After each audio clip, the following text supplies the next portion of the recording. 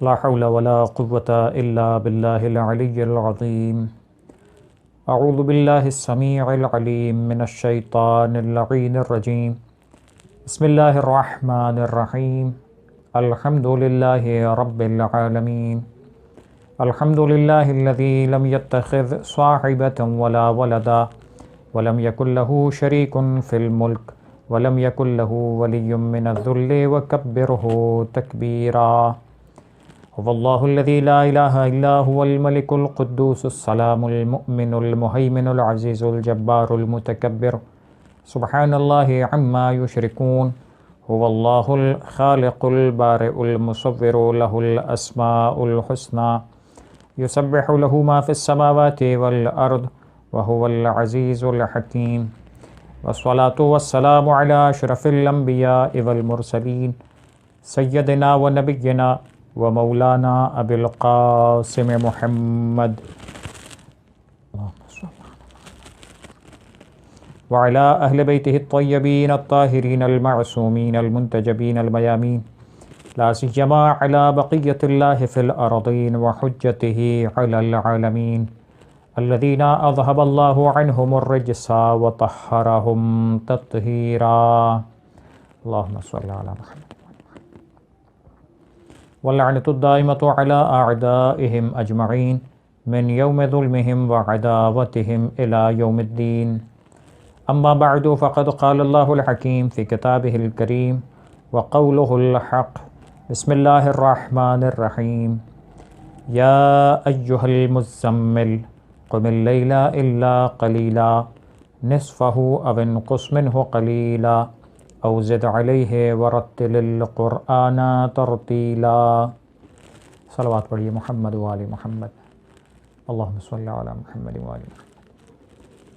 حضرات محترم، ہماری یہ گفتگو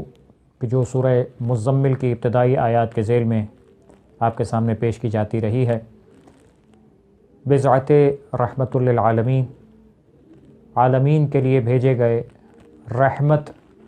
کے لیے پروردگار عالم نے جس رحمت کو نازل کیا،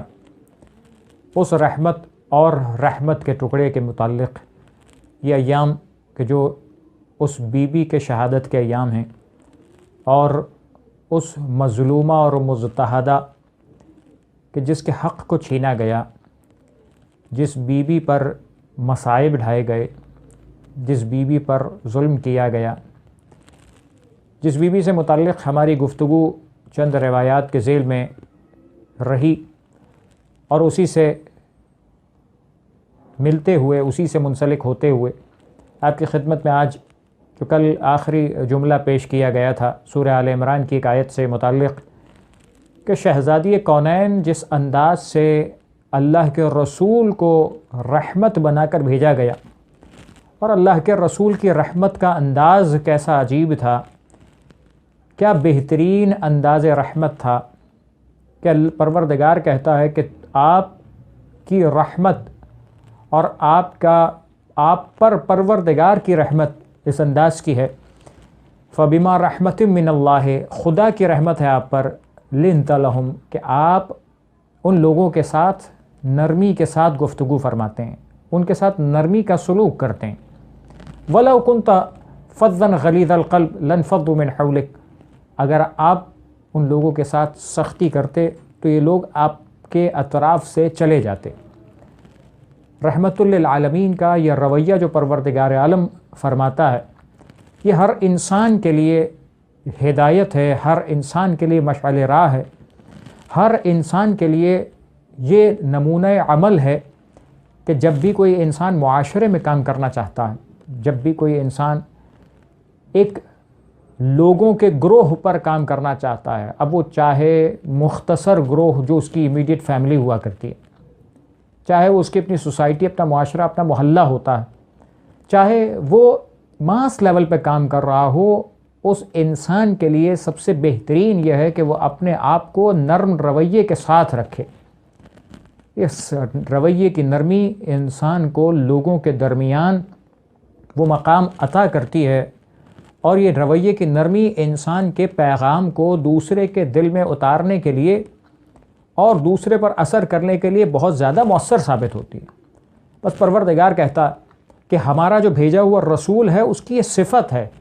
کہ وہ لوگوں کے لیے بڑا نرم خو ہے۔ اور اس کے بعد اسی آیت مبارکہ کا جو اگلا حصہ تھا جس کا اشارہ فرمایا گیا تھا، پروردگار عالم نے اشارہ کیا فاعف عنہم واستغفر لہم، ان کے لیے آپ معافی کا دروازہ کھلا رکھیے، معاف کر دیجئے انہیں، واستغفر لہم، اور ان نادانوں کی نادانی پر درگزر کیجئے، استغفار کیجئے، ان کی مغفرت طلب کیجئے، وشاورہم فی الامر، اور ان کے لیے ان سے امور کے اندر مشورہ طلب کیجئے۔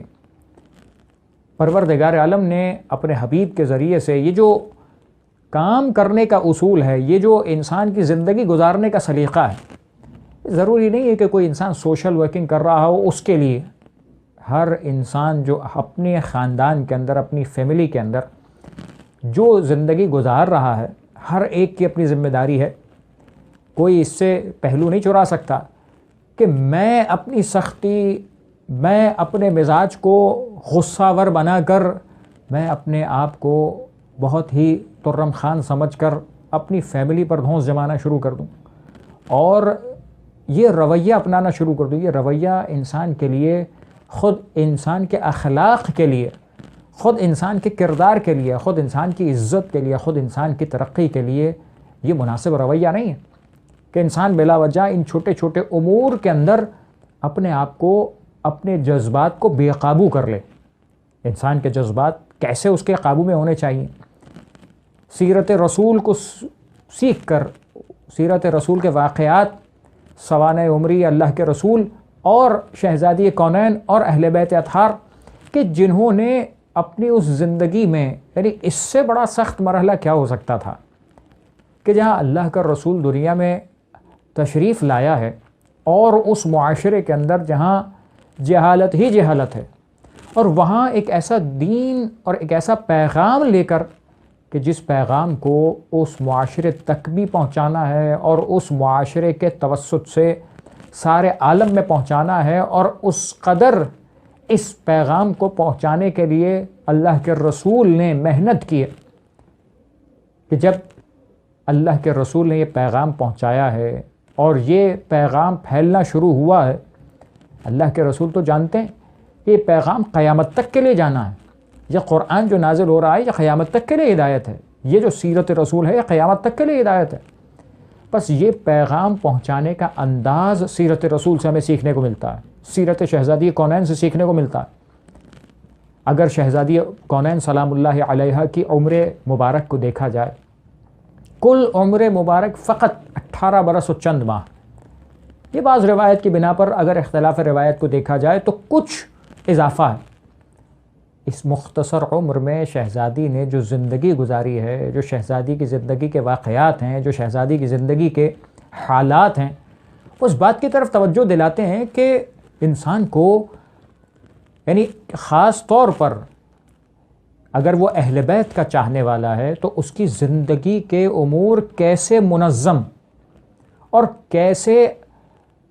پروردگار عالم کی اطاعت سے سرفراز اور مزین ہونے چاہیے۔ بس یہ رسول و اہل بیت کی سیرت ہے۔ آج اس گوشے کی طرف زیادہ اشارہ کیا جائے گا کہ شہزادی کی سیرت سے چند واقعات آپ کی خدمت میں مختصراً صحیح لیکن پیش کیے جائیں کہ پروردگار عالم نے جس حبیب کو، جس اپنے رسول کو اس انداز سے کہ لوگوں کے لیے معافی،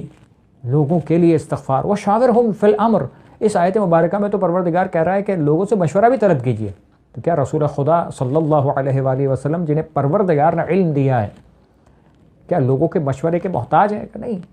مشورے کے محتاج نہیں ہیں۔ بعض اوقات مشورہ اس لیے بھی طلب کیا جاتا ہے کہ ایک بزرگ،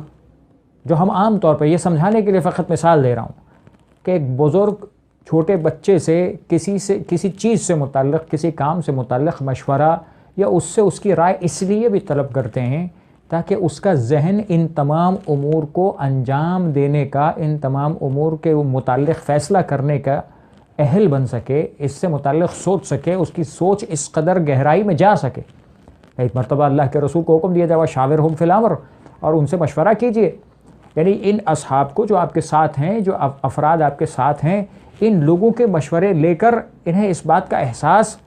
دلا دیجئے کہ ان کے مشورے بھی جس ذہنی سطح تک پہنچتے ہیں، ضروری نہیں ہے کہ اللہ کے رسول ہر مشورے پر عمل کریں، لیکن ان کے مشورے دینا ان کی عقل کی سطحوں کو بیان کر دیں گے،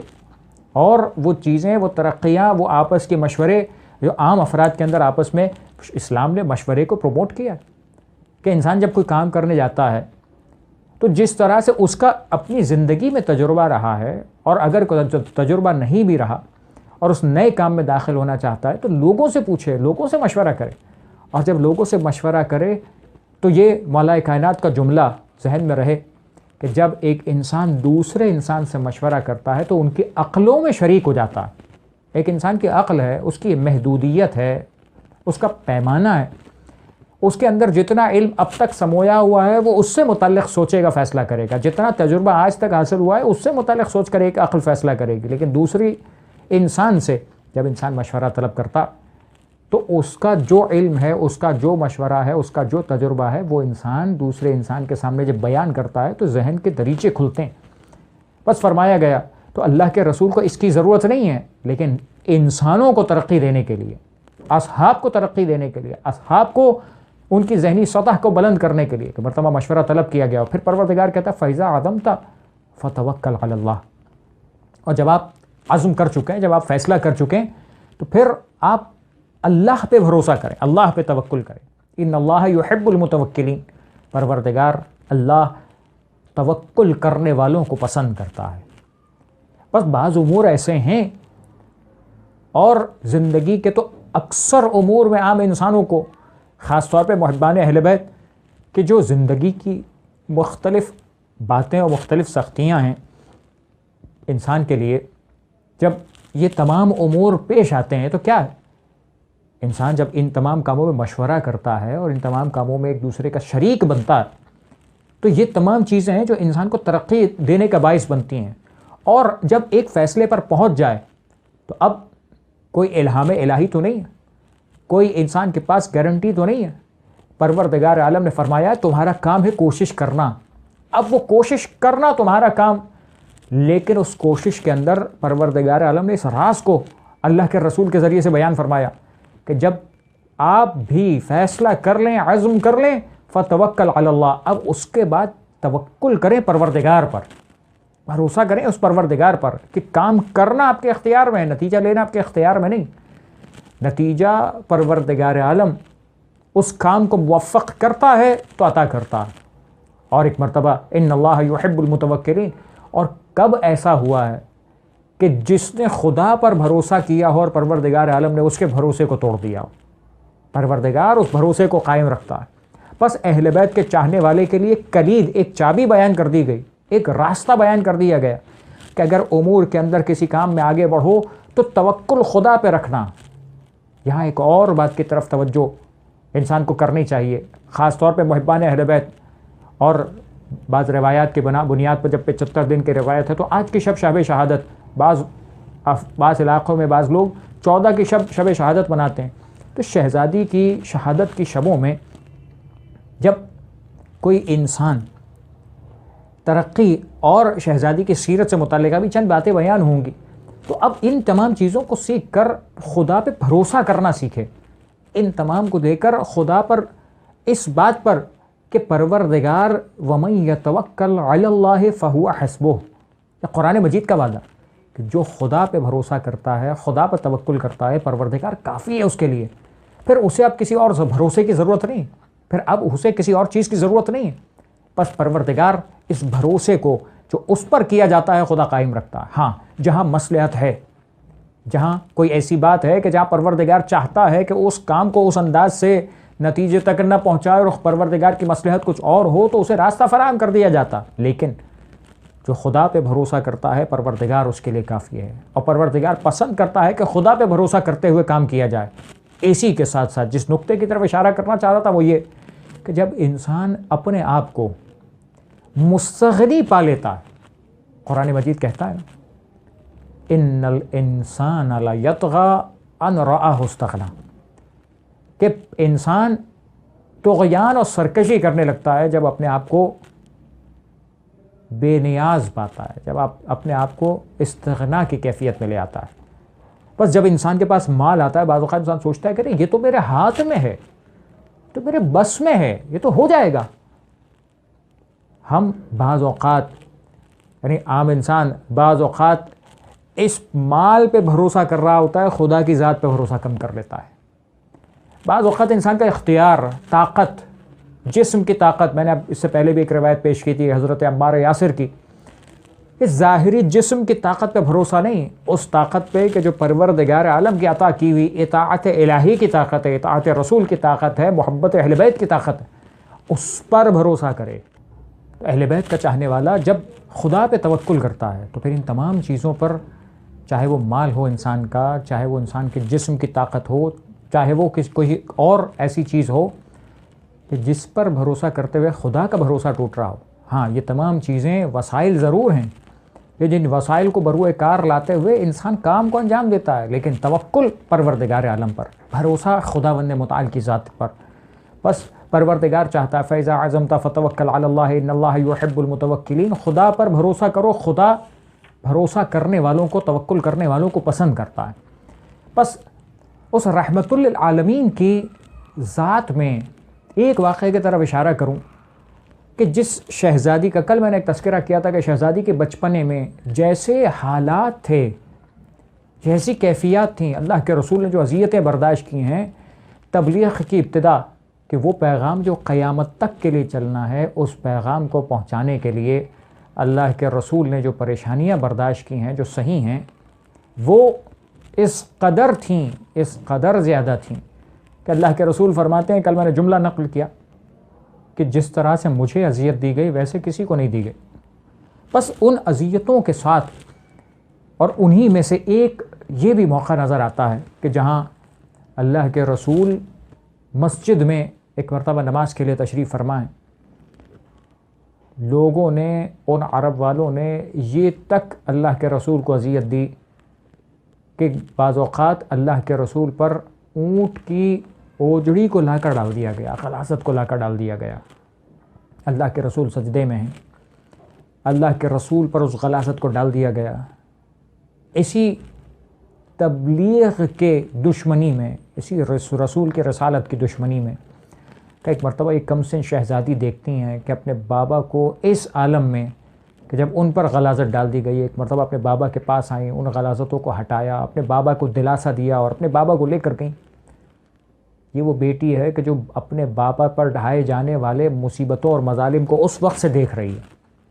وہ شہزادی اس وقت سے برداشت کر رہی ہیں، اس وقت سے صبر کر رہی ہیں، اور یہی صبر ہے، یہی کمال ہے جو شہزادی کے چاہنے والوں کے لیے بھی زمانے کی سختیوں پر انجام دینا ضروری قرار دیا گیا کہ ایک مومن ہے، چاہنے والا ہے اہل بیت کا، تو وہ ان تمام مصائب و مشکلات پر صبر کرے کہ جہاں ممکن ہے کہ انسان کے حالات اس کے سازگار نہ رہیں، لیکن یہی شہزادی کی محبت اگر دل میں بسی ہے اور پروردگار پہ بھروسہ کرتا ہے تو یہی حالات ہیں کہ جو اس محبت کے وسیلے سے پروردگار عالم ان حالات کو اس کے لیے آسان بھی کر دیا کرتا ہے اور برطرف بھی کر دیا کرتا ہے۔ اس لیے کہ یہ سختیاں ہمیشہ رہنے والی نہیں ہیں، ایک انسان کا امتحان ہے، اس امتحان کے بعد نتیجے اچھے ہیں۔ جب انسان کے اوپر مشکل آتی ہے تو پروردگار کہتا ہے اِنَّ مَعَ الْعُسْرِ یُسْرًا، جہاں پریشانی ہے، پریشانی کے ساتھ ساتھ خدا نے آسانی رکھی ہے، ساتھ ساتھ ہی پروردگار عالم چاہتا ہے کہ اس پریشانی کے ساتھ انسان کو سرخرو بھی کر دے، انسان کو اس آسانی کی طرف متوجہ بھی کر دے۔ بس اس شہزادی سے جو ان کی سیرت میں ہمیں واقعات نظر آتے ہیں کہ شہزادی نے جو مشکلات برداشت کی ہیں، شہزادی نے جو تکلیفیں برداشت کی ہیں، کم نہیں ہیں۔ جس شہزادی کو پروردگار نور قرار دیتا ہے، میں نے کل بھی ایک روایت عرض کی تھی، آج ایک اور آیت مبارکہ کے ذیل میں سن لیجئے ایک لفظ کہ جہاں پروردگار عالم نے اپنے نور کا تذکرہ فرمایا، اللہ نور السماوات والارض، پروردگار اللہ زمین و آسمان کا نور ہے، مثل نورہ کمشکات فیہا مصباح، اس کے نور کی مثال ایسی ہے جیسے کوئی مشکات ہو، فیہا مصباح، جس کے اندر چراغ موجود ہو، المصباح فی زجاجہ، وہ چراغ ایک شیشی میں پڑا ہو، الزجاجۃ کانہا کوکب دری یوقد من شجرۃ مبارکۃ زیتونۃ لا شرقیۃ ولا غربیہ، وہ چراغ کی کیفیت ایسی ہے کہ جو نہ شرقی ہے نہ غربی ہے، یکاد زیتھا یضیء ولو لم تمسسہ نار، وہ چراغ ایسے روشن ہوتا ہے کہ اسے آگ کی ضرورت نہیں ہے بلکہ وہ خود بخود روشن ہو جاتا ہے۔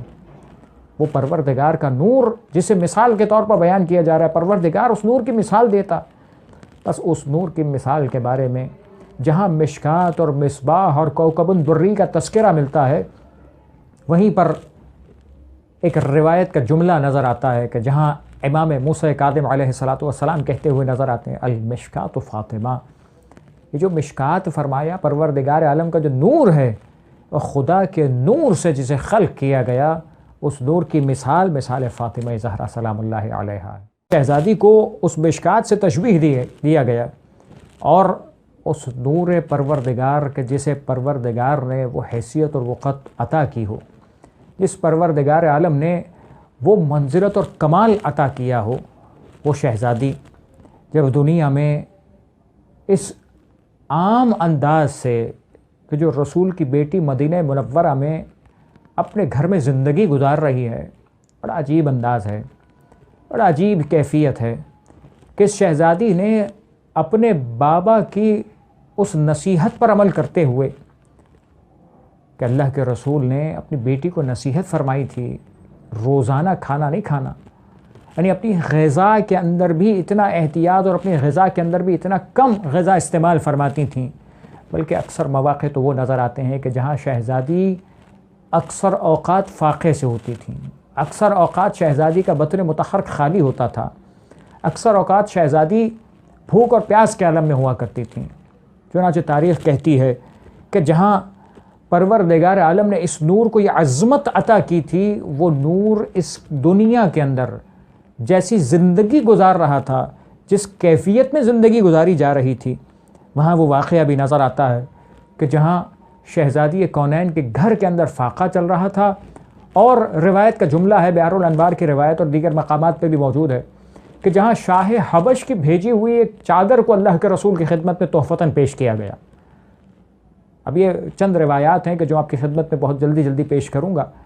تاکہ سیرت رسول، سیرت شہزادی کے اس پہلوؤں کو تھوڑا سا توجہ کیا جا سکے کہ شہزادی کیسی زندگی اور کیسی اس فاقے کے ساتھ، ان تکلیف و پریشانیوں کے ساتھ، آج ہمارے ذہنوں میں خیال آتا ہے کہ ہم نے اگر ایمان قبول کیا ہے اور ہم مومن ہیں اور شہزادی کے چاہنے والے ہیں تو ہم عیش و عشرت کی زندگی کا نہیں، دنیا امتحان گاہ۔ شہزادی نے ان تمام فاقوں کو اور ان تمام چیزوں کو برداشت کر کے بتلایا ہے کہ جب ہم اس زندگی میں اس انداز سے خدا کے ان آزمائشوں پر صبر کر رہے ہیں تو تم ہمارے چاہنے والے ہوتے ہوئے ہماری محبت پہ بھروسہ کرو اور خدا کی آزمائشوں پر صبر کرنا سیکھو۔ بس ایک مرتبہ شاہ حبش کی بھیجی ہوئی چادر اللہ کے رسول کے پاس آئی، اللہ کے رسول نے اعلان فرما دیا کہ یہ میں چادر اس شخص کو دوں گا جسے اللہ اور اس کے رسول سے دوستی ہوگی، جو اللہ اس کے رسول کو دوست رکھتا ہوگا، اور فقط اتنا نہیں بلکہ اللہ اور اس کے رسول اسے دوست رکھتا ہوگا، اس سے محبت کرتا ہوگا۔ کہ ایک مرتبہ اللہ کے رسول نے مولا کائنات کو بلوایا، مولا کائنات تشریف لائے، یہ بیش قیمت چادر ہے، یہ بیش قیمت تحفہ ہے، سونے کے تاروں سے بنی ہوئی چادر ہے۔ کیا اتنا قیمتی تحفہ کہ جو ایک انسان کو عطا کیا جا رہا ہے، اور اس صفت کے ساتھ یہ اعلان بھی فرما دیا گیا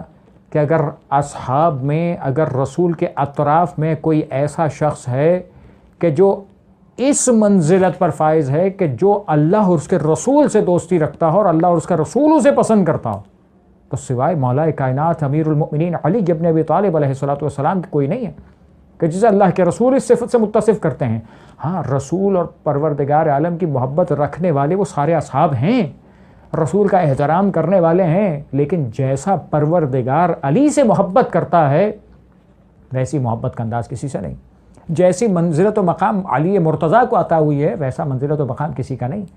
یہی فرق ہے کہ نفس رسول اور ہوتا ہے، اصحاب رسول اور ہوتے ہیں۔ اصحاب رسول کا مرتبہ و مقام بہت بلند ہے، لیکن ان کا مقایسہ کہیں اہل بیت سے نہیں ہو سکتا،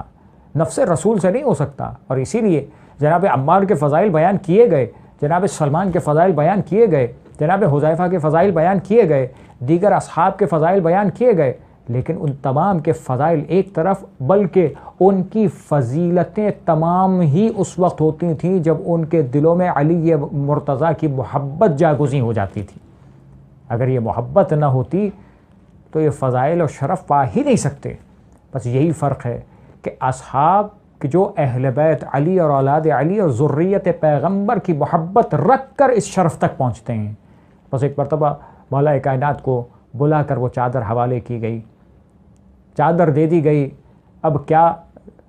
اس کا نتیجہ ہو،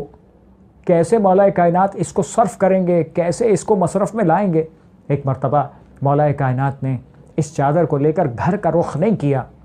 بلکہ بعض علماء نے تو یہ جملہ کہا تھا کہ جب پہلے سے شہزادی کے گھر سے نکل رہے تھے، شہزادی نے سوال کیا تھا کہ علی آپ کس کے لیے جا رہے ہیں؟ کب آپ کے بابا نے بلوایا ہے. اور جب یہ اطلاع ملی کہ احساس ہوا کہ کوئی بیش قیمت تحفہ دینا ہے، تو شہزادی نے خود یہ فرما دیا تھا کہ ہمیں اس بیش قیمت سونے کے تاروں والے لباس کی ضرورت نہیں ہے. مولا کائنات کیا کر رہے ہیں؟ مولا کائنات نے اس بہترین بیش قیمت تحفے کو، سونے کے تاروں سے بنے ہوئے لباس کو فقراء مدینہ میں تقسیم کر دیا. تقسیم کر کے ہر ایک چیز لوگوں کو بانٹ دی. ہر ایک چیز تقسیم کرنے کے بعد اب جو مولا کائنات گھر پہ تشریف لا رہے ہیں، تو موقع کون سا؟ کا موقع یہ نہیں تھا کہ شہزادی کے گھر میں کھانا موجود تھا، بلکہ موقع وہ تھا کہ شہزادی کے گھر میں اس وقت بھی فاقہ چل رہا تھا. شہزادی کے گھر میں اس وقت بھی غذا کی کمی تھی. شہزادی کے گھر میں اس وقت بھی ایسی کیفیت تھی کہ بچے بھوک سے بلک رہے ہوں. دن گزر گیا. وہ موقع آیا کہ جہاں اللہ کے رسول نے ایک مرتبہ اگلے روز یا اسی روز ایک مرتبہ رات کے وقت میں مولا کائنات سے درخواست کی کہ کل جو تمہیں پروردگار عالم نے بہترین تحفہ دیا تھا، یعنی جو اللہ کے رسول نے عطا کیا ہے، یہ خدا کے حکم کے بغیر تو نہیں ہو سکتا. پر جو پروردگار نے تمہیں بہترین تحفہ دیا تھا، اس تحفے سے کہ جس کی قیمت 3000 مسقال سونا تھی، 3000 مسقال سونا، بس اس 3000 مسقال سونے کی اتنی بڑی آپ نے یہ تحفے کی چیز پائی ہے. ہم چاہتے ہیں کہ آپ ہماری دعوت کیجئے، ہم چاہتے ہیں کہ ہم آپ کے گھر پر آ کر ایک وقت کھانا کھائیں. مولا کائنات کیا فرمائیں؟ اپنی نیکی کو ظاہر نہیں کیا، اپنی نیکی کو کرنے کے بعد لوگوں کے سامنے افشا نہیں کیا. اور یہی وہ چیز ہے کہ جہاں ایک اہل بیت کے چاہنے والے کو سیکھنا چاہیے کہ امیر کائنات کا یہ سلیقہ رہا. یہ نہیں کہا کہ اے اللہ کے رسول میں نے تو وہ چادر فقراء مدینہ میں بانٹ دی تھی. اور یہ فقراء مدینہ گواہ ہیں اس بات کے کہ جن جن لوگوں نے وہ چادریں حاصل کی تھی، اس چادر کے ٹکڑے اور سونے کے تار حاصل کیے تھے، ہر ایک کے گھر میں اس چادر کی توسط سے، اس چادر کی برکت سے کچھ نہ کچھ پہنچا تھا. بس ان لوگوں نے دیکھا ہے کہ مولا کائنات نے سب کچھ عطا کیا. بس مولا کائنات کی عطا کے بعد ایک مرتبہ اللہ کے رسول کا یہ کہنا کہ آپ کو پروردگار نے تحفہ دیا، ہم چاہتے ہیں، اور صرف اللہ کے رسول نہیں بلکہ اصحاب بھی ساتھ ہیں، لوگ بھی ساتھ ہیں. یقیناً لوگوں میں ایک احتمال تو ہے کہ وہ لوگ بھی شامل ہوں گے کہ جنہوں نے خود اس چادر کی برکتوں سے اپنے گھر کے چولہے روشن کیے تھے. ممکن تو ہے کہ ایک مرتبہ مولا کائنات کے گھر پہ اللہ کے رسول تشریف لا رہے ہیں، مولا کائنات نے کچھ نہیں کہا، تشریف لائے، یہ سارے کے سارے گھر میں تشریف لاتے ہیں. اور ایک مرتبہ اللہ کے رسول کے ولی نے یہ کام کیا کہ شہزادی کونین کا حجرے میں تشریف لائے کہ کیا کریں. کہ ایک مرتبہ شہزادی دعا میں مصروف تھیں، دیکھا کہ شہزادی کے مصلے کے پاس ایک ایسا طبق موجود ہے، ایک ایسا غذا کا وہ طبق موجود ہے کہ جس کے اندر بہت زیادہ بہترین غذا موجود ہے. ایک مرتبہ شہزادی کونین اور مولا کائنات اٹھا کر اصحاب اور رسول خدا صلی اللہ علیہ وآلہ وسلم کے پاس لائے. سب نے کھانا کھایا، سب نے تناول کیا. بس یہ رزق کہاں سے آیا؟ ایک مرتبہ اللہ کے رسول سوال کرتے ہیں، بیٹی یہ رزق کہاں سے پایا، یہ رزق کہاں سے حاصل کیا؟ اور وہ بیٹی اپنے بابا سے یہ جملہ کہتی ہے کہ پروردگار جسے چاہتا ہے بے حساب عطا کر دیتا ہے. صلوات پڑھیے محمد و آل محمد. اللہم صلی علی محمد و آل محمد. بس پروردگار بے حساب عطا کر دیتا ہے جسے چاہتا ہے. وہ اہل بیت کا چاہنے والا بھی اس محبت پر بھروسہ رکھے، اس ولایت اہل بیت پر بھروسہ رکھے، اس پروردگار عالم پر توکل کرے، پروردگار انہی اہل بیت کے صدقے میں اسے وہ رزق عطا کر سکتا ہے. اور وہ رزق عطا کرتا ہے کہ جیسا اہل بیت نے ایثار و قربانی اور صبر کا مظاہرہ فرمایا. انسان سے تو، عام لوگوں سے تو، مومنین سے تو یہ چاہا ہے کہ جو ہے اس سے انفاق کرو. میں نے آیت مبارکہ پیش کی تھی، مثل الذین ينفقون اموالهم فی سبیل اللہ، کہ وہ لوگ کہ جو اللہ کی راہ میں، خدا کی راہ میں انفاق کرتے ہیں، ان کی مثال کیسی؟ ان کی مثال ایسی ہے کہ ينفقون فی سبیل اللہ کمثل حبہ، اس دانے کی سی مثال ہے کہ جو انبتت 7 سنابل، کہ جس سے 7 بالیاں پروردگار نکالتا ہے، اور اس میں ہر بالی میں فی کل سنبلۃ 100 حبہ، پروردگار ایسے جو رزق عطا کیا ہے اس میں سے خدا کی راہ میں خرچ کرنا سیکھو، چاہے کم صحیح. اور اسی لیے جو تاکید فرمائی گئی کہ جو صدقہ انسان دیتا ہے، یہ صدقہ انسان کو کتنا زیادہ محفوظ رکھتا ہے، حتیٰ بلاؤں اور مصیبتوں، حتیٰ موت کو ٹال دیا کرتا ہے. بس یہ صدقے کہ جو دن کی ابتدا میں دیے جاتے ہیں، روایت کا جملہ کہ دن کی ابتدا کا دیا جانے والا صدقہ انسان کے دن کی بلاؤں کو ٹال دیا کرتا ہے، جو رات کی ابتدا میں دیا ہوا صدقہ ہے وہ رات کی بلاؤں کو ٹال دیتا ہے. یہ صدقے وہی ہیں کہ جو تاریخ کے واقعات میں نظر آتا ہے، اور یہ شواہد خود اللہ کے رسول کے روایات کے اندر اور دیگر انبیاء کے واقعات کے اندر یہ بات نظر آتی ہے کہ یہ صدقہ ہی تو ہے کہ جہاں امور کو آسان کر دیا جاتا ہے، جہاں موت کو ٹال دیا جاتا ہے، جہاں انسان کے لیے آسانیاں فراہم کر دی جاتی ہیں. بس خدا کی راہ میں انسان دینا سیکھے، اب وہ چاہے کم ہو چاہے زیادہ ہو. بس اہل بیت نے یہ سکھایا کہ اگر ہے تو اسے بانٹنا سیکھو، اگر نہیں ہے تو اس میں پروردگار عالم کی طرف توجہ کرنا سیکھو. اب یہ مثال، یہ واقعہ تو اس متعلق تھا نا کہ کھانا نہیں تھا، اور اس سے متعلق بہت ساری چیزیں ہیں دنیا کی جہاں انسان کے پاس وہ وسائل میسر نہیں ہیں. ضروری نہیں ہے کہ آج ہر ایک کے پاس مسئلہ کھانا ہو، ہاں کھانا بھی مسئلہ ہے. اس دنیا کے اندر بہت سارے افراد ہیں کہ جو اس بھوک اور پیاس کی پریشانی میں مبتلا ہیں. تو انسان اگر ان تک رسائی رکھتا ہے تو ان کی طرف کوشش کرے کہ ان کے لیے یہ انتظام کر سکے. لیکن اگر کھانا پانی مسئلہ نہیں ہے تو بات ختم نہیں ہو جاتی. بس یہی انسان کی خواہشات، جو حلال کی خواہشات ہے، حرام کی تو میں بات ہی نہیں کر رہا، حرام تو پروردگار عالم نے اجازت ہی نہیں دی. حلال خواہشات کہ جہاں انسان چاہتا ہے کہ مجھے یہ مل جائے،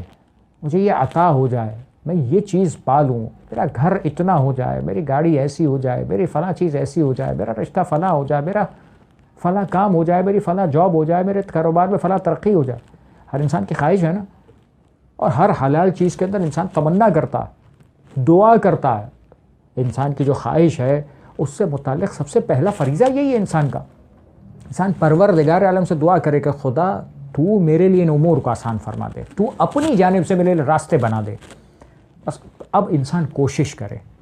اس کام کو انجام دینے کی. اگر وہ کوئی ایسا کام ہے کہ جس کے مقدمات فراہم کرنے، مقدمات فراہم کرے. اگر کوئی اس کے بساط میں نہیں ہے، پروردگار سے دعا کرے. بس یہ وہ طریقہ ہے کہ جس طریقے سے، ہاں اب سوال یہ کہ جس چیز کی طرف میں لانا چاہتا تھا،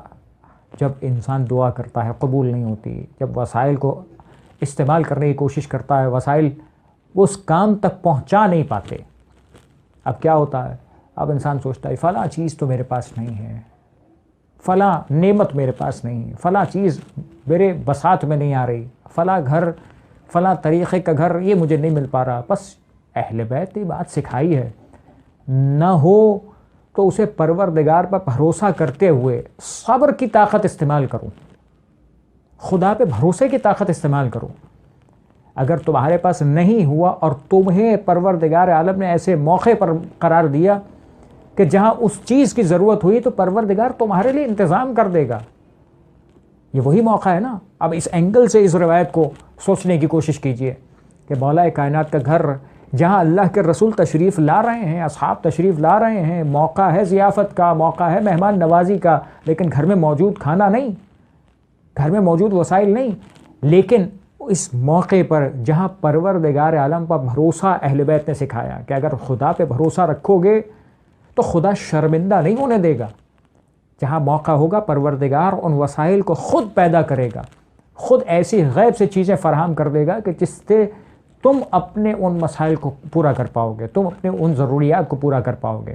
اور یہی وہ چیزیں ہوتی ہیں جو انسان کے زندگی میں اکثر پیش آتی ہیں. توجہ کی ضرورت ہوتی ہے کہ بعض اوقات انسان توجہ نہیں کرتا، لیکن کتنی ہی چیزیں بغیر مانگے پروردگار عطا کر دیتا ہے، بغیر مانگے انسان کے مقدر میں لکھ دی جاتی ہے، بغیر مانگے خداوند متعال اسے دے دیا کرتا ہے. انسان سوچتا ہے میں نے مقدر، کیا انسان اپنا مقدر خود لکھتا ہے؟ کیا انسان، اب دوسرے اینگل پہ نہ لے جایا جائے اسے، مقدر لکھنے کا مطلب کیا ہر چیز انسان نے مانگی ہے جو اسے مل رہی ہے؟ ہر چیز تو نہیں مانگ رہا. کتنی ہزارہا کروڑہا چیزوں کو تو وہ بلٹ ان سمجھ رہا ہے کہ یہ چیزیں تو مجھے مل ہی رہی ہیں. تو دینے والا کون ہے؟ وہ پروردگار نہیں. بس جن چیزوں کی دعا کر رہا ہے انسان وہ تو مختصر چیز ہے، جن کی دعا نہیں کر رہا وہ جب مل رہی ہیں پروردگار دے رہا ہے تو بغیر مانگے دے رہا ہے یا نہیں دے رہا؟ بس وہ پروردگار جو بغیر مانگے اتنی چیزیں دے رہا ہے، بغیر مانگے انسان کے لیے مہیا کر دیتا ہے. بس صبر کرے اور جو ہے اسے قربان کرنے کا جذبہ پیدا کرے. بس یہی تو وہ چیز ہے کہ جو شہزادی کونین حضرت فاطمہ زہرا سلام اللہ علیہا کی سیرت میں بارہا نظر آتی ہے. مجھے تاریخ کا وہ واقعہ بھی نظر آتا ہے کہ جہاں مولا کائنات نے اس عالم میں بھی زندگی گزاری ہے کہ ایک وقت وہ بھی تھا کہ جو الخرائج والجراح کے اندر ایک واقعہ نظر آتا ہے جو بحر الانوار میں نقل فرمایا گیا. مولا کائنات نے ایک مرتبہ شہزادی کی چادر کو گروی رکھوا کر کچھ کھانے کا سامان ادھار لیا تھا، قرض لیا تھا، اور وہ جو قرض لیے تھے اس یہودی کے پاس چادر رکھوا کر قرض لیے گئے. بس وہ چادر جو شہزادی کی اس یہودی کے پاس رکھوائی گئی بطور امانت و بطور اس قرض کے ادا کرنے کے بعد جو واپس رہن کے. ایک مرتبہ وہ چادر لے کر گیا، جس جگہ پر وہ چادر رکھی تھی محسوس کر رہا تھا، توجہ نہ رہی. کچھ دیر بعد جب محسوس کیا تو اس کمرے سے، اس علاقے سے، اس اطراف میں ایک نور ساطع ہونا شروع ہوا. اور وہ نور بڑا عجیب تھا، ایسا نور تھا کہ جس نور کو دیکھ کر حیران رہا. اور ایک مرتبہ جب تحقیق کی، معلوم کیا کہ نور کہاں سے ساطع ہو رہا ہے، ڈھونڈتا ڈھونڈتا اس مقام تک پہنچا کہ جس تاقچے میں، جس کوٹھڑی میں، جس کمرے میں وہ چادر رکھی تھی اس چادر سے وہ نور ساطع ہو رہا تھا. اور کیوں نہ ہو، یہ تطہیر کی وارثہ کی چادر ہے، یہ چادر تطہیر ہے، یہ اس ملکہ کی چادر ہے کہ جسے پروردگار نے یطہرکم تطہیرا کا مصداق بنایا. بس ایک مرتبہ وہ چادر کو دیکھا کہ نور اس سے ساطع ہو رہا ہے، نور اس سے برآمد ہو رہا ہے. اور ایک مرتبہ جب سارا کا سارا علاقہ منور ہو رہا ہے، پورا حجرہ منور ہو رہا ہے، اور ایک مرتبہ اس نور کے صدقے میں جب اس نور کو ملاحظہ کیا، اپنے اطراف والوں کو جمع کیا، اپنے اقربا کو جمع کیا، 80 افراد جو اس کے اطراف کے تھے سب کو جمع کیا گیا. ایک مرتبہ نور دیکھا اور نور سے متاثر ہو کر یہودی تھا اس چادر سیدہ کے صدقے میں اسلام قبول کیا. اور ایسے کئی واقعات تاریخ میں نظر آتے ہیں کہ جہاں شہزادی کے توسط سے، شہزادی کے نور کو دیکھ کر اور شہزادی کی اس چادر کے نور کو دیکھ کر لوگ مسلمان ہوئے، لوگوں نے اسلام قبول کیا، لوگ اس دین کی طرف راغب ہوئے. چنانچہ یہ شہزادی کی محبت جس کے دل میں ہوتی ہے، جو شہزادی سے نسبت پا جانے والی چادر کی کیفیت ہے، وہ شہزادی سے نسبت پا جانے والے دل کی کیفیت ہو جاتی ہے کہ جس کے دل میں واقعاً حب بنت رسول آ جائے، وہ دل منور ہو جایا کرتا ہے، وہ دل مزین ہو جایا کرتا ہے، وہ دل پروردگار عالم کے ہاں محبوب ہو جایا کرتا ہے، وہ دل پروردگار عالم کے ہاں ایسا ہو جاتا ہے جسے پروردگار پسند فرماتا ہے. ویسے ایک روایت و بات کو مکمل کروں کہ تاریخ نے یہ بھی لکھا کہ جب شہزادی کونین ایک مرتبہ اس محفل میں تشریف لے جا رہی ہیں کہ جس محفل میں شہزادی کونین کو ایک مرتبہ کچھ یہودیوں نے آ کر جو پڑوس میں رہتے تھے، ایک مرتبہ اللہ کے رسول سے درخواست کی کہ آپ سے ہم چاہتے ہیں کہ پڑوس کا بھی تو حق ہے، ہم آپ کے پڑوس میں رہتے ہیں، ہمارے ہاں شادی کا پروگرام ہے، ہم چاہتے ہیں کہ آپ کی بیٹی ہمارے ہاں شادی میں شرکت کرے. چاہتے ہیں کہ آپ کی بیٹی ہمارے یہاں تشریف لائیں۔ کہ ایک مرتبہ اللہ کے رسول نے شہزادی کونین سے اطلاع دی، تذکرہ کیا، اور ایک مرتبہ یہ جملہ کہا کہ شہزادی اس وقت تشریف لائیں گی جب ان کے شوہر علی مرتضیٰ اجازت دیں گے۔ کہ ایک مرتبہ آپ سفارش کر دیجئے، یہودیوں نے درخواست کی، مولا کائنات سے جملہ کہا گیا کہ آپ بتلا دیجئے کہ شہزادی اس محفل میں شرکت کریں یا نہ کریں۔ ایک مرتبہ مولا کائنات نے اجازت دی۔ عالم کیا ہونا چاہیے تھا؟ عالم یہی تھا، سوچ یہی تھی جو میں نے ابتداً بھی جملہ کہا تھا پچھلی تقریر میں، کہ جو ظاہر دیکھ کر فیصلہ کرتے ہیں اور ہوتے ہیں، جو باطن دیکھ کر خدا پہ بھروسہ کرتے ہیں وہ اور ہوا کرتے ہیں۔ بس شہزادی محسوس تو کر رہی ہیں کہ جس شہزادی نے اپنا لباس عروسی، جس شہزادی نے اپنا شادی کا لباس اس مانگنے والے کو عطا کر دیا ہو، جس شہزادی کے لباس کا عالم اور چادر کا عالم یہ ہو جس پر پیوند لگے ہوں، جس شہزادی کے اس بوسیدہ لباس کی کیفیت میں، اس کم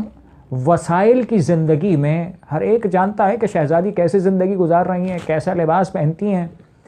بس اس کم وسائل کی زندگی میں یہودی پھر چاہ رہے تھے کہ کسی انداز سے ہم محمد کی بیٹی کو، رسول کی بیٹی کو بلائیں، اور ہماری خواتین، اور انہیں کہا بھی گیا کہ جیسے ان کا طریقہ تھا کہ تم اپنے آپ کو مزین کرو، معطر کرو، بہترین لباس، بہترین زیور، بہترین خوشبو، ہر چیز استعمال کی گئی، اور یہ امید تھی کہ جب فاطمہ زہرا سلام اللہ علیہا تشریف لائیں گی تو کیفیت کیا ہوگی؟ کیفیت یہی ہوگی نا کہ وہ کہنا لباس پہنے ہوئے ہوں گی، کیفیت یہی ہوگی نا کہ وہ پیوند لگا لباس پہن کر تشریف لائیں گی، کہ جب وہ تشریف لائیں گی تو ہم احساس دلائیں گے کہ آپ کا لباس کیا اور ہمارا لباس کیا۔ بس بعض اوقات پروردگار عالم نے ان تمام چیزوں کے اندر، ایک تو اس واقعہ اور معجزے کا انداز ہے، لیکن میں ایک اور زاویے سے آپ کی خدمت پہ پیش کرنا چاہتا ہوں کہ ایک تو یہ انداز ہے کہ شہزادی کو پروردگار عالم نے وہ مزین کیا، فرشتوں کا نزول ہوا، شہزادی گھر سے برآمد ہو رہی ہیں، آسمانی وہ جنت کے لباس لائے گئے، معطر کیا گیا اور شہزادی تشریف لے گئیں۔ لیکن یہاں پروردگار عالم نے یہ بھی واضح کر دیا کہ جس شہزادی کی عظمت یہ ہے کہ پروردگار اس شہزادی کو اس دنیا کے معاملات کے اندر بھی کبھی تنہا نہیں چھوڑتا۔ بس وہی تو صدقہ ہے اس شہزادی کا کہ جس کے دل میں شہزادی کی محبت آ جاتی ہے، پروردگار اسے بھی کبھی تنہا نہیں چھوڑا کرتا۔ وہ بھی جب پروردگار پہ بھروسہ کرتا ہے اور شہزادی سے توسل کرتا ہے، بس یہی تو بات ہے کہ جب اگر شہزادی سے توسل کرے اور اپنے امور کی آسانی کی دعا کرے، پروردگار اس کے لیے امور کو آسان فرما دیا کرتا ہے، اس کے لیے امور کو سہل کر دیا کرتا ہے، اس کے لیے ان تمام کاموں کو آسان کر کے اس کی زندگی کو ایسا موفق کر دیتا ہے کہ جیسے شہزادی کونین کے واقعات میں ہمیں نظر آتا ہے کہ شہزادی کونین کہ جن کی عظمت کو اس دنیا میں بیان کیا گیا، بتلایا گیا، تاکہ ان کا چاہنے والا بھی اسی شہزادی کا صدقہ طلب کرتا رہے، اسی شہزادی سے توسل کرتا رہے۔ بس ایک مرتبہ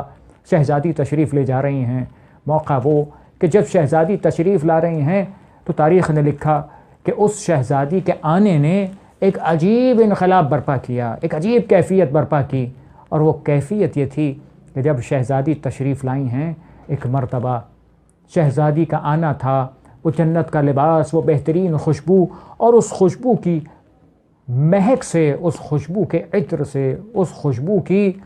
کیفیت سے یہ تمام کے تمام جو اس لباس کو دیکھ رہے ہیں، اس شہزادی کی عظمت و جلالت کو دیکھ رہے ہیں، کہ یہ تمام کے تمام اپنی جو چکا چوند تھی سب بھول گئے، اپنی جو مزین کیفیت تھی سب بھول گئے، ایک مرتبہ سجدہ تعظیمے میں گر گئے کہ یہ کون ہے کہ جو فاطمہ زہرا سلام اللہ علیہا تشریف لا رہی ہیں، کہ ان کے مقابل میں تو یہ دنیا کی ہر زینت ہیچ قرار دے دی گئی، دنیا کی ہر خوشبو کو ختم کر دیا گیا۔ ایک مرتبہ یہ سارے کے سارے اس انداز سے شہزادی کی بارگاہ میں جھک گئے، یعنی احساس پروردگار عالم نے دلا دیا کہ یہ کیفیت وہ ہے جو شہزادی کو پروردگار عالم نے وہ نسبت عطا کی ہے، وہ کیفیت عطا کی ہے۔ بس عزیزان محترم، تاریخ کے واقعات ایک کے بعد ایک جس طرح سے شہزادی کونین کا رتبہ ہے، جب مولا کائنات تشریف لا رہے تھے، ایک مرتبہ جناب ام سلمہ کے گھر پہ، جناب ام سلمہ سے اللہ کے رسول فرماتے ہیں، دیکھو دروازے پر وہ آ رہا ہے جسے اللہ اور اس کا رسول دوست رکھتا ہے، جو دلاور ہے، جو شجاع ہے، جو بہترین ہے. ایک مرتبہ جناب ابو سلمہ سوال کر رہے ہیں کہ اے اللہ کے رسول، آپ نے تو دیکھا نہیں دروازے پہ دستک دینے والا کون ہے، آپ نے پہلے ہی بیان کر دیا. اللہ کے رسول کو کیسا اشتیاق ہے کہ وہ آنے والا ایسی صفت کا مالک ہے. بس وہ کل ایمان ہے کہ جس کی زوجہ بطول شہزادی کونین حضرت فاطمہ زہرا کو قرار دیا گیا. لولا فاطمہ لما کانا لولا علی لما کانا لفاطمہ کفن، کہ اگر علی نہ ہوتے تو شہزادی کونین فاطمہ زہرا کا کوئی کف نہ تھا، برابری کرنے والا نہ تھا، کوئی ایسا نہ تھا کہ جو شہزادی کی برابری کر سکے. بس شہزادی کا کف اور مولا کائنات کی کف و شہزادی کونین، یہ وہ امتزاج ہے، یہ وہ گھرانہ ہے جس گھرانے نے اس امت کو اس دنیا میں رہنا بھی سکھایا، اس دنیا کے مصائب کو جھیلنا بھی سکھایا، اور یہ تعلیم بھی دے دی کہ کیسے ان مصائب اور مشکلات پر صبر کیا جاتا ہے، کیسے ان مصائب و مشکلات کو برداشت کیا جاتا ہے. میں اپنی بات کو مختصر کروں اور آج اسی نقطے پر تمام کروں کہ یہ گھرانہ کہ جو مسلسل اس امت سے آنے والے ان ستموں پر مسلسل گریہ کناں ہے، مسلسل ماتم کدا ہے، بس وہ گھرانہ اہل بیت کہ جب اللہ کے رسول رخصت ہوئے تھے تو اللہ کے رسول کی رخصتی کے بعد جو شہزادی نے ماتم کرنا شروع کیا، وہ شہزادی کا عالم بڑا عجیب تھا. صبت علی مصائب لو انہا صبت علی الایام سرن لیالیا. بابا آپ کے بعد ایسی مصیبتیں پڑی ہیں کہ اگر روشن دن پر پڑتے تو تاریک راتوں میں تبدیل ہو جاتے. صبح و شام شہزادی ماتم کرتی ہیں، صبح و شام شہزادی اپنے بابا کو یاد کرتی تھیں. پس وہ وقت بھی آیا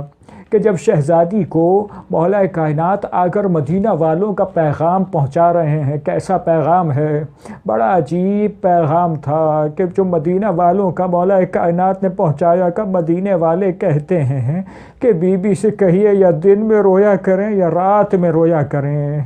میں کہوں شہزادی ان لوگوں سے آپ کا رونا برداشت نہ ہو سکا.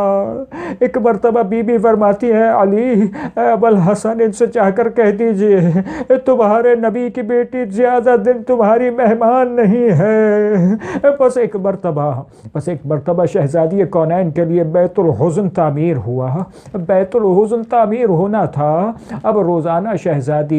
شہزادی اپنے بچوں کو لے کر جاتی ہیں اور ایک مرتبہ اس بیت الحزن میں جا کر اپنے بابا کا مرثیہ پڑھتی ہیں، اپنے بابا پر گریہ کرتی ہیں. ہائے رے شہزادی کا جانا کیسا تھا؟ ارے وہ شہزادی تھی کہ جس کے ہاتھ میں عصا آ گیا. وہ شہزادی کے ہاتھ میں عصا کس سن میں؟ 18 برس کا سن ہے اور نبی کی بیٹی کے ہاتھ میں عصا ہے. وہ شہزادی کہ جس شہزادی کا چلنا کیسا ہے؟ ارے وہ شہزادی ہے جو کبھی دیوار تھام کے چلتی ہے. ارے وہ شہزادی وہ ہے کہ جو کبھی پہلو پر ہاتھ رکھ کر چلتی ہے. ارے اس شہزادی کا عالم یہ ہے کہ بابا کے ساتھ گزرنے والے ہر لمحے کو یاد کرتی ہے. آج ماتم کرنا ہے، آج اس شہزادی پر گریہ ہے. بس وہ شہزادی تاریخ کہتی ہے کہ ایک مرتبہ تاریخ نے لکھا کہ ایک مرتبہ شہزادی نے سنا کہ حضرت بلال جو اللہ کے رسول کے مؤذن تھے، جو مدینہ چھوڑ کر چلے گئے تھے، ایک مرتبہ پلٹ کر مدینہ آئے ہیں. بلال کے آنے کی خبر سنی. ایک مرتبہ شہزادی نے اپنے بابا کے اس مؤذن سے درخواست بھیجی کہ اے بلال ہم چاہتے ہیں کہ آپ گلدستہ اذان پر جا کر پھر اذان کہیے. حضرت بلال یہ طے کر چکے تھے کہ اب رسول کے علاوہ کسی کے لیے اذان نہ کہیں گے. ایک مرتبہ بضعت الرسول کا حکم آیا، گلدستہ اذان کی جانب بڑھے اور زبان سے اذان کے وہ جملے برآمد ہونا شروع ہوئے اللہ اکبر کی صدائیں بلند ہو رہی تھی، اور یہاں شہزادی کونین کے ذہنوں میں، شہزادی کونین کی فکروں میں وہ منظر آباد ہونا شروع ہوئے کہ میرا بابا نماز کی تیاری کرتا تھا، ایک مرتبہ اشہد ان لا الہ الا اللہ کی صدائیں بلند ہوئیں، اور ان صداؤں کا بلند ہونا تھا شہزادی کی یادیں آباد ہونا شروع ہوئی۔ ایک مرتبہ اشہد ان محمد رسول اللہ کی صدا بلند ہوئی، شہزادی نے اپنے بابا کا نام سنا، اور اپنے بابا کا نام حضرت بلال سے سن کر ایک مرتبہ غش کھا کر گر پڑی۔ بلال کو روک دیا گیا، اے بلال رک جا، تیری اس اذان نے شہزادی پر صدمہ وارد کر دیا۔ میں کہوں شہزادی آج یہ بلال کی اذان ہے، اس مدینہ منورہ میں آپ کے بابا کی یاد میں آپ نے غش کھایا ہے۔ نہ جانے ثانیہ زہرا پر کیا گزری، جس نے شرابی کا دربار بھی دیکھا تھا اور اس دربار میں ہونے والی اذانیں بھی سنی تھی۔ ارے امام سید سجاد پر کیا گزر رہی تھی کہ جب ان کے کلام کو روک کر اذانیں دی جا رہی تھی۔ اجرکم علی اللہ، اجرکم علی اللہ۔ بس آخری جملے، ایک مرتبہ شہزادی روزانہ جاتی ہیں، روزانہ بیت الحزن جا کر ایک مرتبہ اپنے بابا کا ماتم کرتی ہیں، اور ایک مرتبہ وہ وقت آیا کہ جب شہزادی اپنے گھر سے برآمد ہو رہی تھیں، مولا کائنات کی ملاقات ہوئی۔ ایک مرتبہ محسوس کیا کہ شہزادی کچھ مسرور معلوم ہوتی ہیں، کچھ خوش معلوم ہوتی ہیں۔ وجہ دریافت کی، فرمایا اے شہزادی، اے بنت رسول، آپ جب سے آپ کے بابا کی شہادت ہوئی ہے، جب سے آپ کے بابا دنیا سے گزر گئے ہیں، آپ کے چہرے پر کبھی خوشی کے آثار نہیں دیکھے۔ آج یہ خوشی کے آثار کس لیے؟ ایک مرتبہ بنت رسول کہنے لگی، اے علی، اے ابو الحسن، ہم نے اپنے بابا سے ملاقات کی تھی، ہمارے بابا نے ہمیں یہ اطلاع دی ہے کہ بہت جلد ہم اپنے بابا سے ملاقات کرنے والے ہیں۔ بس وہ وقت تھا شہزادی اس دنیا سے جانے پر خوشی محسوس کر رہی تھی۔ ایک مرتبہ کہنے لگی، ابو الحسن، ہم چاہتے ہیں کہ آپ ہمارے ساتھ اس حجرے میں رہیے، ہم چاہتے ہیں بچوں کو بھیج دیجئے۔ امام حسن امام حسین علیہ السلام کو مسجد بھیجا۔ ایک مرتبہ بچے مسجد گئے، اپنے نانا کی قبر پر گئے، بیٹیوں کو کنیز کے حوالے کیا، اور اب وصیتیں کرنا شروع کی۔ بنت رسول کی وصیتیں ہیں۔ ایک مرتبہ کہنے لگی، اے ابو الحسن، اگر ہماری جانب سے آپ کی خدمت میں کوئی کوتاہی رہ گئی ہو تو اسے درگزر فرمائیے گا۔ ایک مرتبہ مولا کہنے لگے، اے بنت رسول، آپ کی خدمت میں کوئی کوتاہی نہ رہی، کوئی ایسی بات نہ رہی۔ ایک مرتبہ شہزادی فرماتی ہے، میری وصیت یہ بھی ہے کہ جب میرے بعد میرے بچے یتیم ہو جائیں ان سے سختی سے بات نہ کیجیے گا۔ مولا کائنات فرماتے ہیں، ارے آپ کے بیٹے، آپ کی اولاد، ارے یہ آل اطہار ہیں، یہ کیسے کوئی غلطی کر سکتے ہیں؟ ایک مرتبہ کہنے لگی، ایک مرتبہ بنت رسول وصیت فرماتی ہیں، اے ابو الحسن، اے ابو الحسن، میرا جنازہ رات کی تاریکی میں اٹھائیے گا، اور میرے دشمنوں کو میرے جنازے میں آنے کی اجازت نہ دیجیے گا۔ ایک مرتبہ کہنے لگی، اے ابو الحسن، جب مجھے دفن کر دیجیے گا اب مجھے سلام کرنے کے لیے ضرور حاضر ہوئیے گا۔ ایک مرتبہ مولا کائنات نے وصیتیں سن لی، اب جواب میں ارشاد فرمانے لگے، اے بنت رسول، اے بنت رسول، جب آپ کو بیاہ کر لایا تھا اب مفلس تھا، مال دنیا نہ تھا، آپ کے حق میں کوتاہی ہو تو درگزر کیجئے گا۔ اب پھر کہنے لگے، مولا کائنات فرماتے ہیں، اے بنت رسول جب اپنے بابا کی بارگاہ میں جائیے گا تو اپنے بابا کو سلام کہیے گا اور اپنے بابا سے کہیے گا کہ اس امت نے ہم پر کیا ستم ڈھائے ہیں، ہم پر کیا مصیبتیں ڈھائی گئیں۔ ایک مرتبہ کہنے لگے اے بنت رسول ہم ضرور آپ کی قبر پر سلام کرنے کے لیے آئیں گے، لیکن ہم چاہتے ہیں کہ آپ ہمیں جواب سلام کہیں، آپ سے جواب سلام سنیں۔ ایک مرتبہ وصیتیں تمام ہوئیں، ان وصیتوں کا تمام ہونا تھا عزیزو ایک مرتبہ وصیتیں تمام ہوئیں، باتیں ختم ہوئیں، دروازے پر کسی نے دستک دی۔ ایک مرتبہ دستک دینے والوں کا معلوم ہوا کہ بچے پلٹ کر آئے ہیں۔ ایک مرتبہ بچوں سے سوال کیا بیٹا تمہیں نانا کی قبر پر بھیجا گیا تھا؟ کہ ایک مرتبہ بچے کہنے لگے اے بابا ہم اپنے نانا کی قبر پر گئے تھے، ہم نے وہاں آواز سنی تھی کہ فاطمہ کے یتیم آ رہے ہیں۔ اے بابا اتنا بتا دیجئے کیا ہماری مادر گرامی اس دنیا میں ہے یا اس دنیا سے گزر گئی؟ یہ ان بچوں کا مقدر تھا، اور ایک کربلا والے یتیم تھے کہ جن کے مولا و آقا کو کربلا میں ملائے عام میں مجمع عام میں ایک بہن فریاد کر رہی تھی اور بھائی کے گلے پر گوند خنجر چل رہا تھا، ضربوں پر ضربیں جاری تھی اور مولا حسین پر ایک کے بعد ایک ضرب وارد ہوئی، فرزند رسول شہید ہو رہا تھا، زمین و آسمان میں زلزلہ۔ الا ولعنت اللہ علی القوم الظالمین وسیعلم الذین ظلموا ای منقلب ینقلبون۔ پروردگارہ تجھے واسطہ محمد و آل محمد کا ہمارے اس قلیل توسل کو قبول فرما، دنیا اور آخرت کا ہر خیر ہم سو کا عطا فرما، دنیا اور آخرت کے ہر شر سے محفوظ فرما۔ پروردگار تمام مقامات مقدسہ کی حفاظت فرما، جنت البقیع کی تعمیر کے اسباب مہیا فرما۔ مالک تجھے واسطہ محمد و آل محمد کا تمام مومنین مومنات کی جان مال عزت و آبرو کی حفاظت فرما۔ تمام مومنین مومنات میں جو کوئی بیمار ہیں پریشان ہیں ان کی بیماریوں پریشانیوں کو دور فرما۔ مالک تجھے واسطہ محمد و آل محمد کا زمانے کے امام کے ظہور میں تعجیل فرما، ہم سب کو ان کے اعوان و انصار میں قرار فرما۔ وتقبل منا انك انت السميع العليم وتب علينا انك انت التواب الرحيم برحمتك يا ارحم الراحمين۔ سبسکرائب کیجئے ذکر ٹی وی اور اس علم کے سفر میں ہمارے قدم کے ساتھ قدم ملائیے۔